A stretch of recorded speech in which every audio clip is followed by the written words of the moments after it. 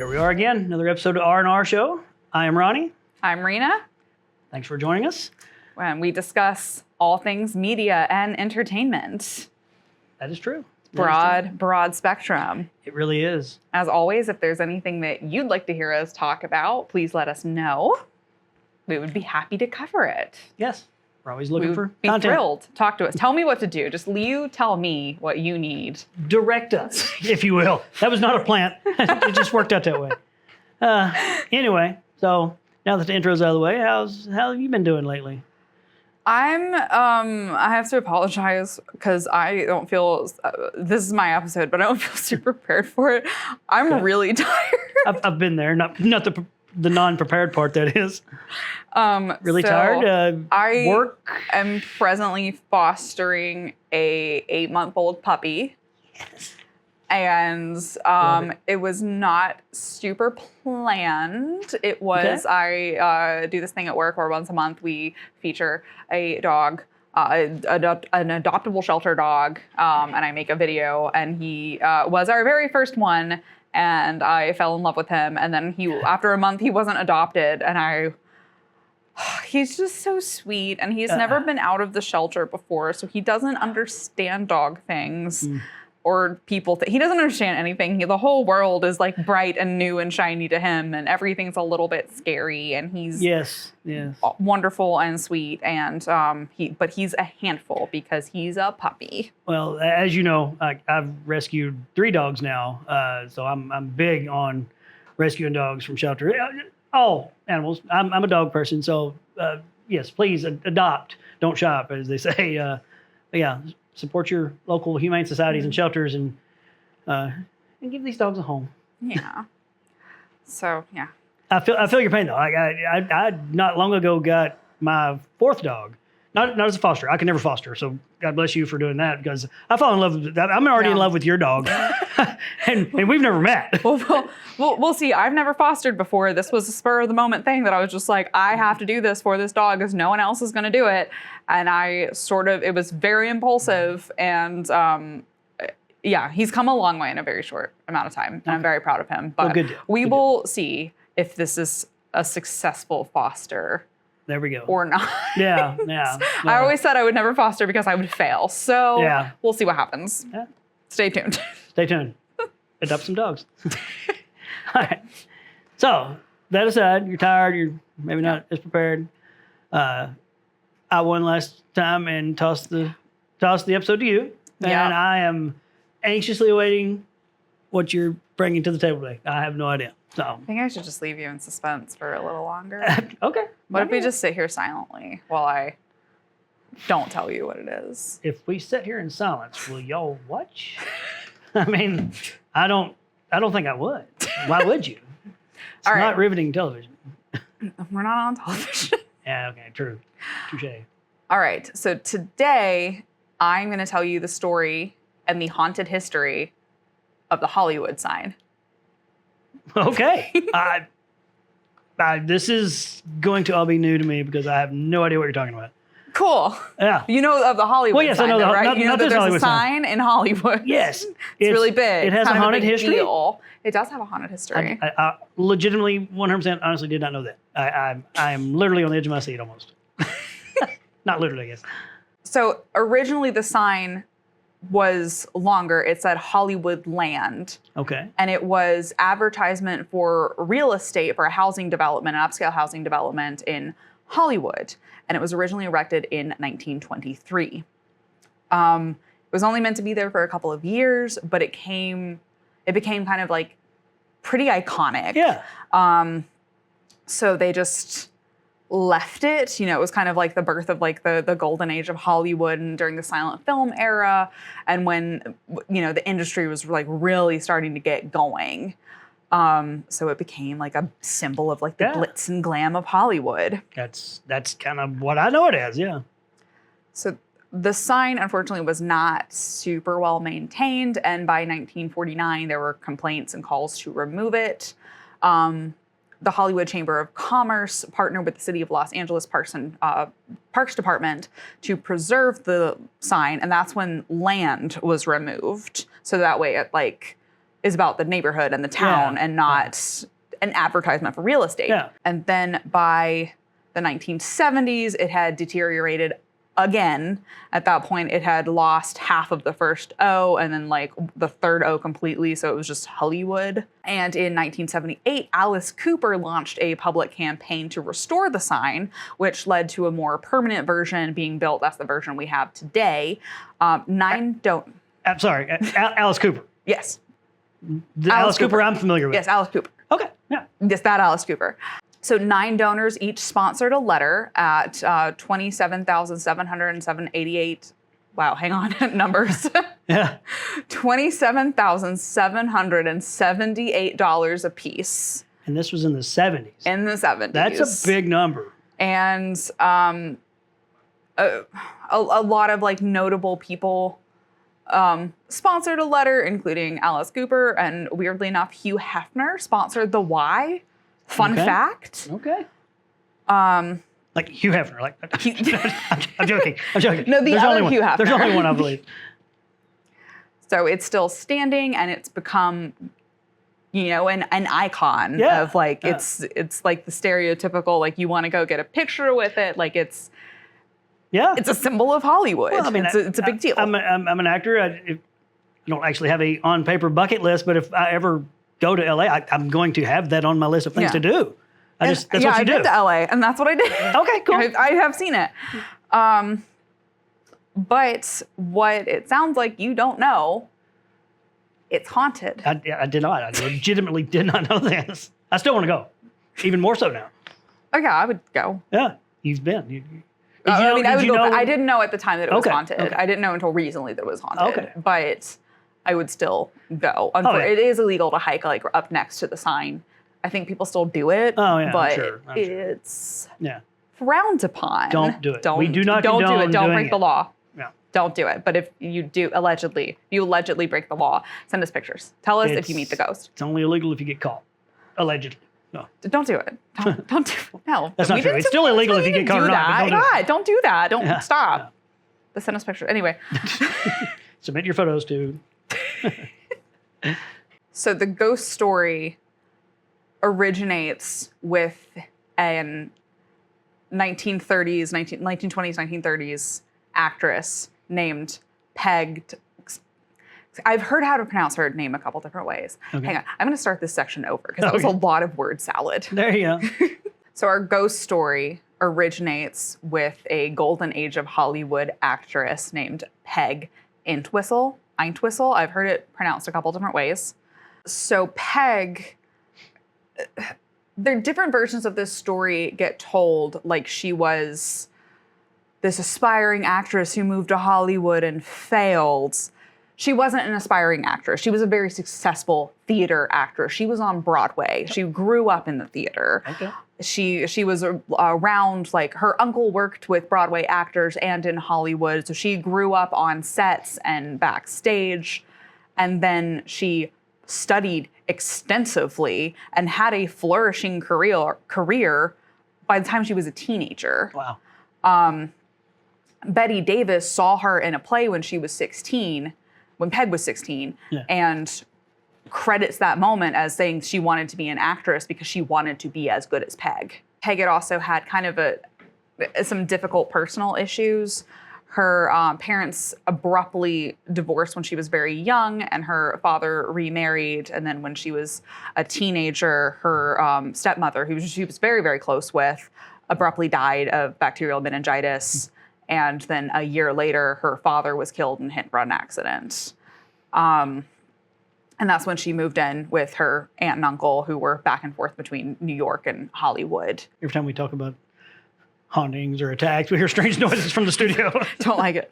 At the end of her time in New York, she also had a short but tumultuous marriage that was characterized as fairly abusive, physically, financially, verbally. He also did not, when they got married, he had not disclosed the fact that he had a 6-year-old child. Okay. So their marriage only lasted 2 years. And at that point, she didn't really do anything wrong in the public eye in the marriage, but it had become such a scandal that the New York theaters were kind of like shying away from her, because he would show up and like pitch a fit and like demand to see her and stuff. And then it just became like a press scandal, and it was kind of like not great for a working environment. So unfortunately, she stopped getting roles because of the way he was behaving. He caused her bad PR, yeah. Yeah. So in 1932, at the age of 24, she moved to Hollywood, because at this time is when the talkies, the rise of like sound and cinema, was starting. So we've got like, your Broadway actors who are, used to vocal performances coming in to try their luck in Hollywood. When she first got there, she was in a fairly successful play that year. And then that transitioned her to a contract with RKO. And unfortunately, she lost a role in the movie that she was up for to Katharine Hepburn. Okay. Yeah. But she did end up transitioning that contract to her first and only film role, a small supporting part in a film called 13 Women. It was pre-Hays Code era, which is like the censorship and like morality clause of Hollywood. But it was still like very, very heavily edited by the censors, which took her screen time like way, way down, because her plot line involved lesbianism. There was also like mentions of suicide. It was a pretty dark, especially for the time, it dealt with some pretty dark subject matters. Yeah. There's a lot of speculation about why she did what she did next. Because on September the 16th, 1932, Peg left her uncle's home and hiked alone to the Hollywoodland sign, and she climbed up the maintenance ladder on the letter H, where she jumped 45 feet to her death. It was 2 days later that an anonymous woman called and left a tip saying that she believed that she had seen a body and found some articles of clothing that she left at the police precinct. But that woman's never been identified. Okay. In a pretty cruel twist in this story, a few days later, a letter arrived at her uncle's home offering her a role in a play. Again, in a cruel twist of fate about a woman who commits suicide in the fourth act. Okay. So this story kind of gets romanticized in a dark way about like how, cutthroat and difficult Hollywood is, and the life of an actor and facing rejection. But I mean, in reality, she dealt with a lot. Like her ex-husband also had just gotten remarried and was like getting his life together and finding success. And, she'd maybe dealt with some undiagnosed mental health issues. And so it's always like, well, she wasn't doing well in Hollywood, so she killed herself. But there's a lot of layers that make up a person's life and the decisions that they make. And while it's very, very tragic, it's probably not so cut and dry as that. Either way, 4 years afterwards, and even to this day, there are sightings of Peg around the Hollywood sign. So in 1990, there was a couple hiking the trail with a pet dog, and the dog starts like growling and barking at something, and they can't figure out why their dog's so upset until they turn around and see a woman in like a 1930s style clothing. And they all the mentions talk about her like she's wearing heels, but she's like gliding, like she's moving in a very strange way. In a similar story, there's a group of 4 friends who hiked up. Remember, illegal to hike up. Don't do that. After a Dodgers game, and one of them tripped and fell down part of the hill. And when he looked up, again, there's this woman in 1930s clothing just sort of gliding along there. And it seems like anytime you try to get a closer look, she's suddenly just gone. She's also associated with the scent of gardenias, which don't grow in the area, but that was Peg's favorite perfume. Park rangers say that she triggers the motion sensors, and they'll go out to look, and not be able to find anything. And even while they're out there, the sensors will trip, indicating that there is something like a couple feet from them. And they can't see anything. There's also people who have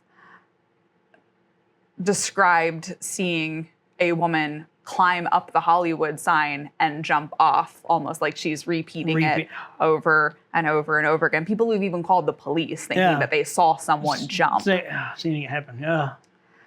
And then in the 40s, the H fell down. I don't know any of this. That's just crazy. Well, I mean, that could have just been like it deteriorating because it wasn't meant to last that long, but like it's spooky. Did Alice Cooper come to the rescue and restore it? No, eventually, yes. Yeah, okay, What letter did Alice Cooper get, actually? Now I want to know. Yeah. It's okay. It's okay. I was just trying to make a joke and then I lost track of the timeline. Alice Cooper got the O. Yeah, all right. Well, whether you believe it's haunted or not, the Hollywood sign and peg story has kind of encompassed like the dark side of Hollywood and has taken on a life of its own. Like she gets a lot of mentions in pop culture and songs, and like it's that dark side of Hollywood where sometimes your dreams don't come true, and a lot of people I think feel a kinship with her. Yeah, well, I mean, look, this is a difficult industry, profession or an avenue that rejection is the norm. Yeah. Yeah. I mean, wow. Yeah, but that is the haunted history of the Hollywood sign. I'm legitimately blown away that, I mean, not that I expect to know everything, but I've never heard any of this. Like, I mean, even to the extent of I'm a huge music fan, I didn't know Alice Cooper had anything to do with it. Like, yeah, all of this. I'm going to have to look into this myself now. Yeah. Like, just see what I can find on it. Popular culture references that have probably went over my head for however long because I didn't know this. Like, I'll probably start picking up on them now that I am aware. Like, yeah. Well, all right. Well, cool. All right. That was fascinating. On a serious note, and you may already have planned on this, I feel like we should throw out there that, like, if someone's struggling and needs help, like there's things to do. Like I like to cut up and carry on and have a good time. And like I said, if you were going to do this, I'm sorry I stepped on your toes, but like if you need to talk to someone, or there's avenues, suicide hotlines, stuff like that. This is a serious matter. So sorry, I did. If you need help, please seek it. So let's switch this back to a lighter note now, like, if we can. I've got a way that we can do that. Y'all want to play a game? Well, that's kind of what we do, isn't it? I don't want to play. Well, this one's not a word game. I don't want to do it anymore. There's words involved. I don't like it. Okay. But it goes. I'm nervous. I did my part. I did my work for this episode. I don't want to do anymore. Well, it goes. You say you think you have a lot of knowledge, but you don't claim to know everything. So we'll play some trivia. Oh no. Oh boy. And this is not going to be back and forth. Oh no. I've got 7 questions. Okay. That I'm going to ask. Okay. Whoever knows the answer first, you just blurt it out. Okay. Okay. I don't know any answers. And then you get a point. I don't know anything. And then you get a point. Okay. And then I guess whenever we're done with all 7, whoever has the most points will win. Ronnie. All 7. Oh, you giving up already? You're not even gonna play.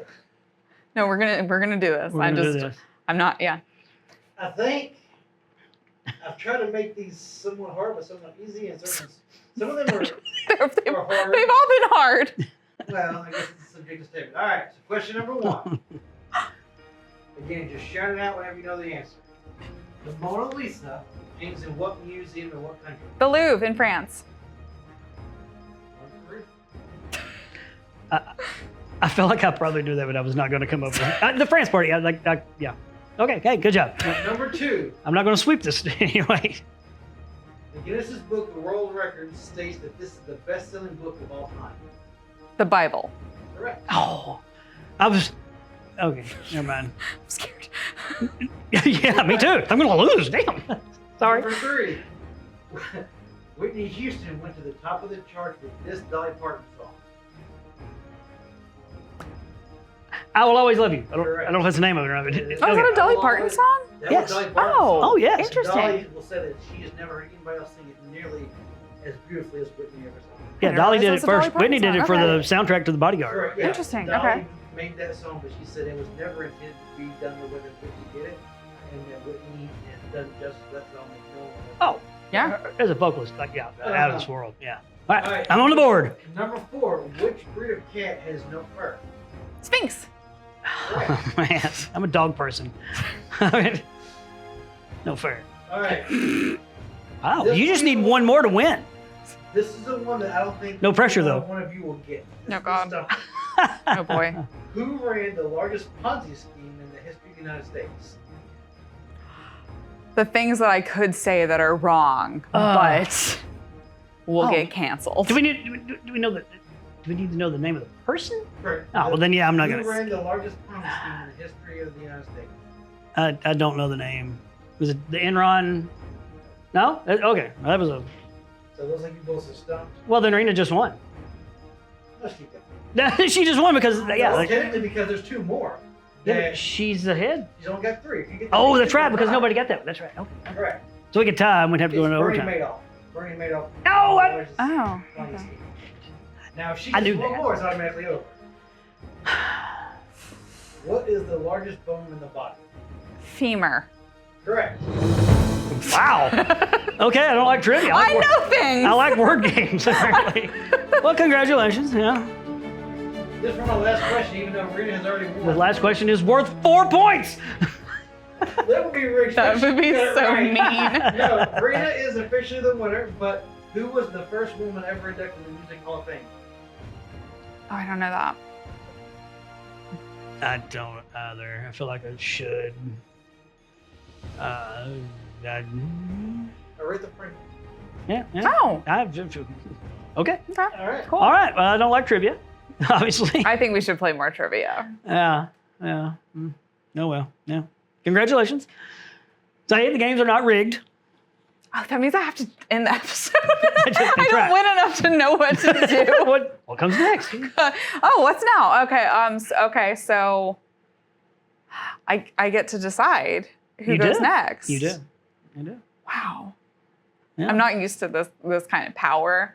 I don't think you even have to announce that today. No, I guess you do. You just don't have to announce it. Yeah. Topic. Yeah. I don't know. I'm not used to this side of this either. It's weird. It's uncomfortable. Yeah. I demand a recount. Yeah, I think we should do this over. I'm not comfortable winning, actually, apparently. Okay. Well, I went this time, but you just did 2 in a row. Okay. So I'll take the next one. All right. It's like I won after all. You know? Yeah, it is. It is. I think that's what I did last time I won too. I believe you did. Yeah. Oh, I just actually don't want you to talk. Ow! Ow! Shots fired. All right, well, this was our last episode ever. Oh, you've done that now. Yeah. Shots fired. Right on the. Well, thank you for tuning in to R&R. Yes. I feel like I'm always giggling through the exit. But as always, if you have topics you want us to talk about, please let us know. We would be happy to cover them. Let us know how you're doing, what formats you like. Talk to us. Yeah. We want to hear from you. Yes. Yeah. All right. Good job today. Okay. Thanks for tuning in. See you next time. Cut. Tiffany, you told